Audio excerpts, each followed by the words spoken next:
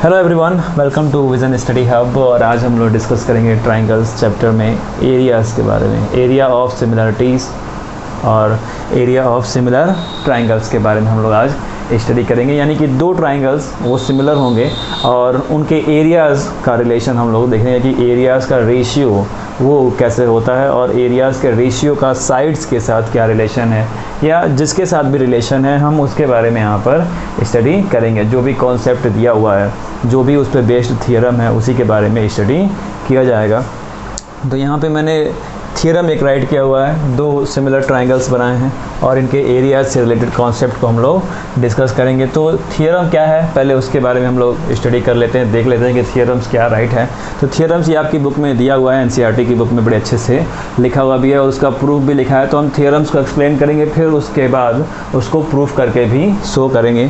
Theorem ये है कि रेशियो ऑफ द, रेशियो की बात हो रही है, सबसे पहले रेशियो की बात हो रही है कि रेशियो ऑफ द, थियरम ये है कि the ratio of the areas of two similar triangles, दो सिमिलर ट्राइंगल्स के एरियाज का रेशियो, पहली बार में रेशियो की बात की जा रही है और कह रहा है कि वो रेशियो जो होगा इक्वल होगा किसके, square of their corresponding sides, उन्हीं ट्राइंगल्स के कोरोस्पोंडिंग साइड्स के स्क्वायर के रेशियो क्या होगा, इक्वल होगा। ध्यान दीजिएगा, इसका मतलब ये है कि हमें प्रूव करना होगा कि area of triangle A B C upon area of triangle P Q R, दो ट्राइंगल्स मैंने लिए थे ए बी सी और पी क्यू आर, तो इनके एरियाज का रेशियो जो है वो इक्वल होगा इनके कोरोस्पोंडिंग साइड्स के स्क्वायर के रेशियो के। यानी कि A B upon P Q का होल स्क्वायर इक्वल होगा B C upon Q R के होल स्क्वायर के equal A C upon P R के होल स्क्वायर के। B C P Q R ये हो गया ए बी पी क्यू और ए सी पी आर, तो इनके साइड्स के रेशियो के स्क्वायर के ये भी कह सकते हैं, या इनके साइड्स के स्क्वायर के रेशियो के क्या है वो इक्वल है, इस तरह से भी इस बात को कहा जा सकता है। तो इसी थियरम को हमें क्या करना है, प्रूफ करना है। तो इस थियरम को आइए प्रूफ करते हैं।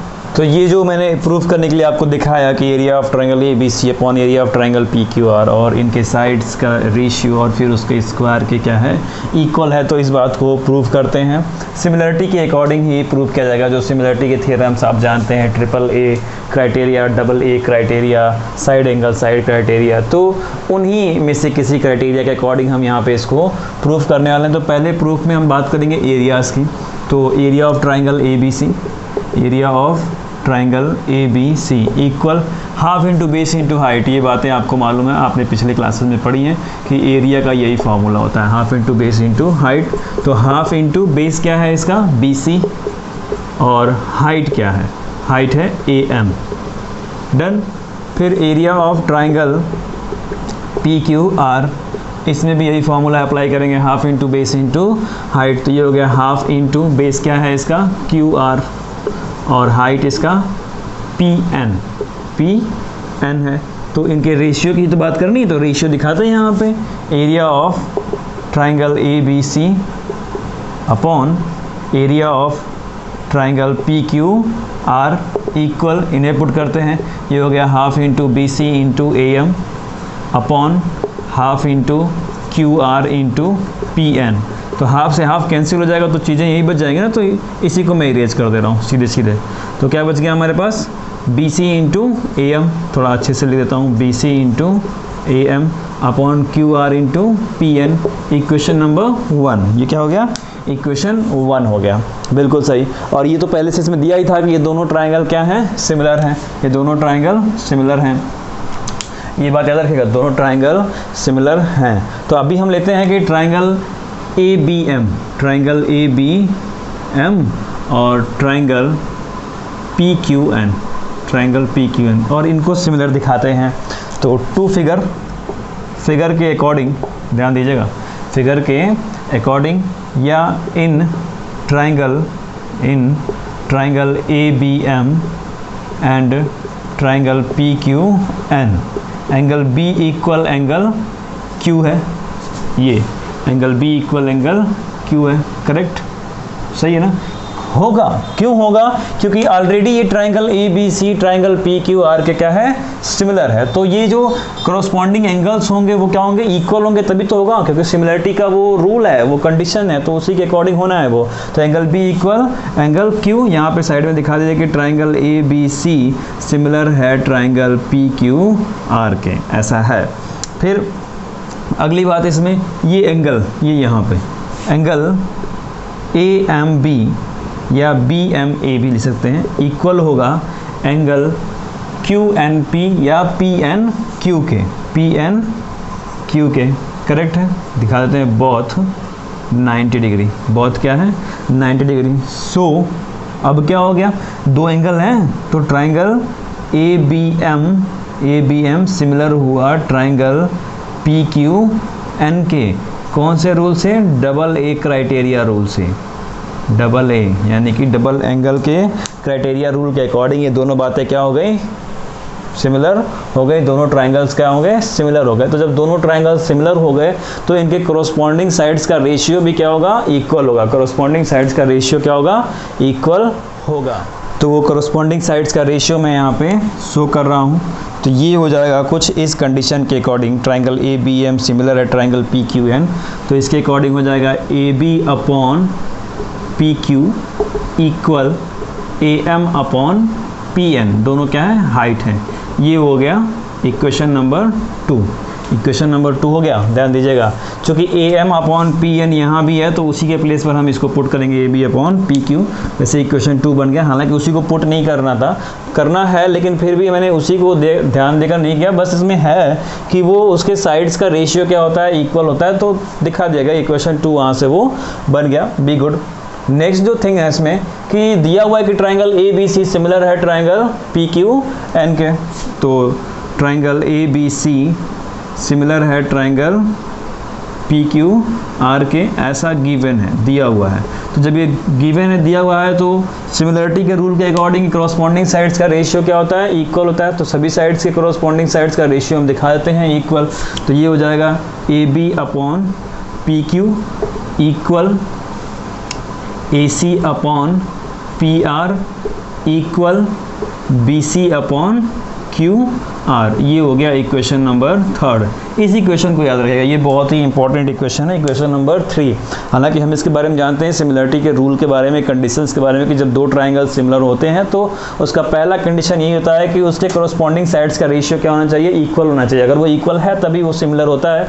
तो उसका कन्वर्स भी आप कर सकते हैं, अगर दोनों ट्राइंगल्स क्या हैं, सिमिलर हैं, तो उनके करस्पॉन्डिंग साइड्स का रेशियो क्या होगा, इक्वल होगा। तो वही मैंने यहाँ पे कन्वर्जिंग रूल को शो कर दिया। तो अब इसमें ज़रा ध्यान से देखिएगा कि ये B C upon Q R दिया है, तो B C upon Q R के प्लेस पर क्या मैं A B upon P Q नहीं पुट कर सकता हूँ, A B upon P Q put करूँगा है इक्वेशन 2 और 3 के अकॉर्डिंग। 2 के अकॉर्डिंग इसके प्लेस पर A B upon P Q put करूँगा और B C upon Q R के प्लेस पर A B upon P Q put करूँगा, मल्टीप्लाई करेंगे तो होल स्क्वायर तो हो ही जाना है, होल स्क्वायर क्या होना है, हो ही जाएगा।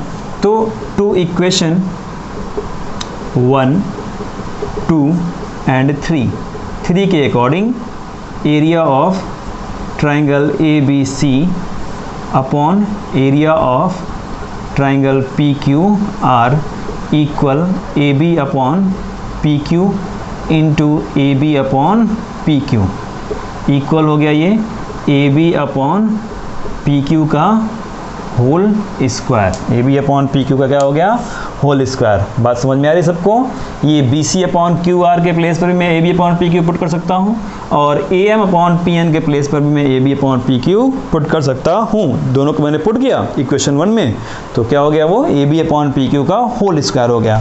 और इसी इक्वेशन 3 के अकॉर्डिंग भी, 3 के अकॉर्डिंग आप यहाँ पे पुट करेंगे तो आपको सारी बातें मिल जाएंगी, जो भी ये कंडीशंस दी गई हैं वो सब मिल जाएंगी। तो इस तरह से आप इसको दिखा सकते हैं कि B C upon Q R का भी ये होल स्क्वायर होगा और A C upon P R का भी होल स्क्वायर होगा। यही चीज़ हमें दिखानी थी, यही चीज़ हमें शो करना था कि एरिया जो भी है दो सिमिलर ट्राइंगल्स का, उनके एरियाज का रेशियो जो है उन्हीं ट्राइंगल्स के कोरोस्पॉन्डिंग साइड्स के स्क्वायर के रेशियो क्या होगा, इक्वल होगा। तो यहाँ पे इक्वेशन 3 का यूज है, जैसे मैंने इक्वेशन 3 के मान लीजिए कि B C upon Q R दिखा रहा हूँ, ठीक है, तो उसके अकॉर्डिंग हो गया A B upon P Q का होल स्क्वायर।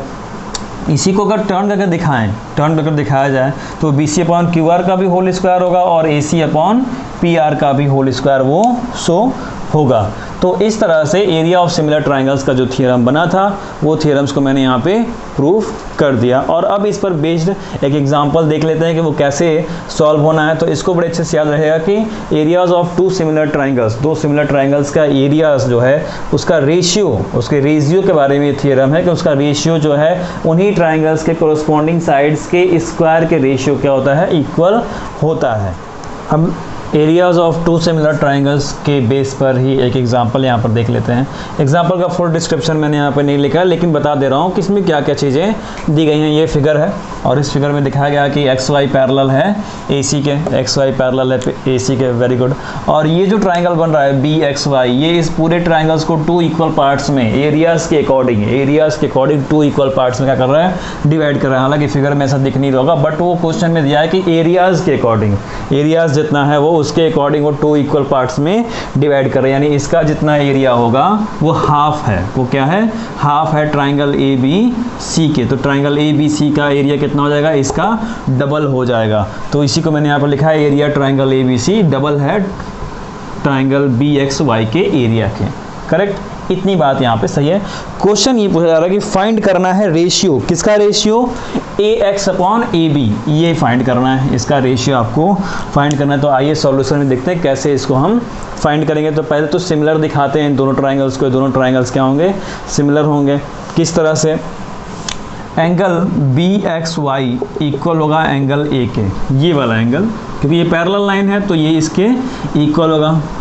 और फिर angle BYX equal angle C,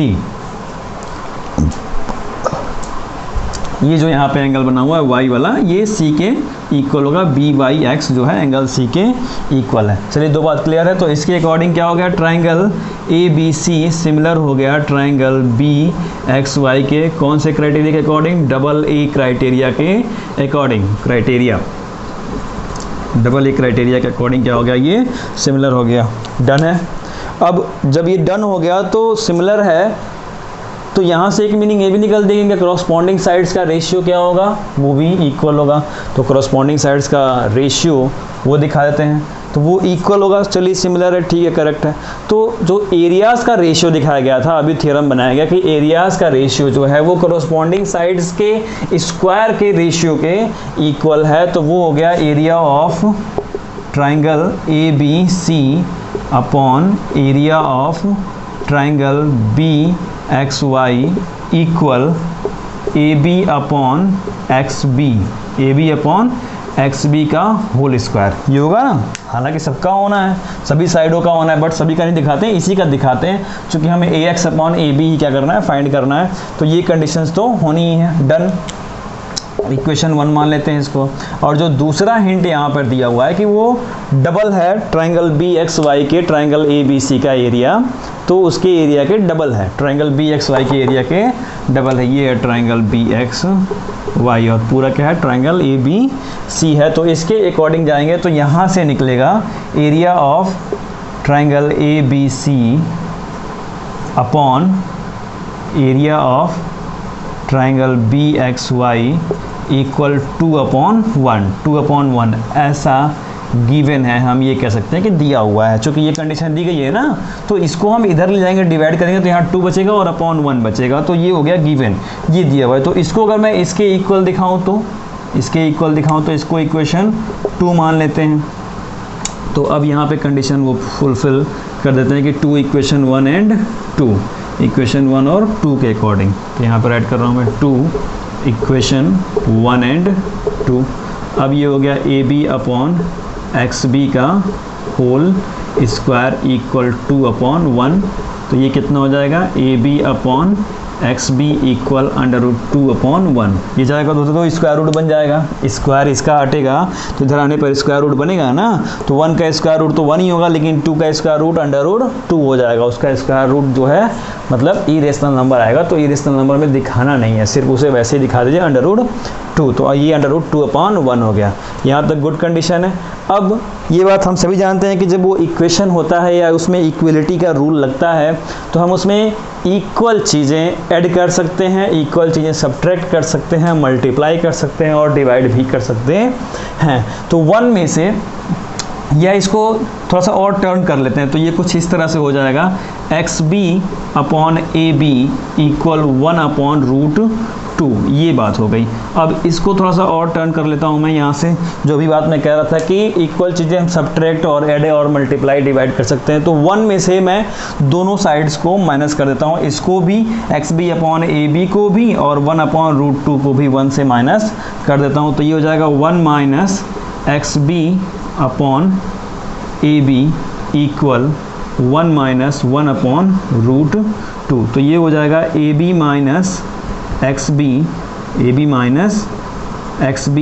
upon AB और ये हो जाएगा under root 2 minus 1 upon under root 2। तो इक्विवेलेंट में क्या मिला, AB में से XB माइनस करेंगे तो कितना मिलेगा, AB में से XB ये पूरा माइनस करेंगे तो आपको मिलेगा AX। क्या मिलने वाला है, AX, नीचे AB है ही और ये पूरा क्या हो गया, under root 2 minus 1 upon under root 2।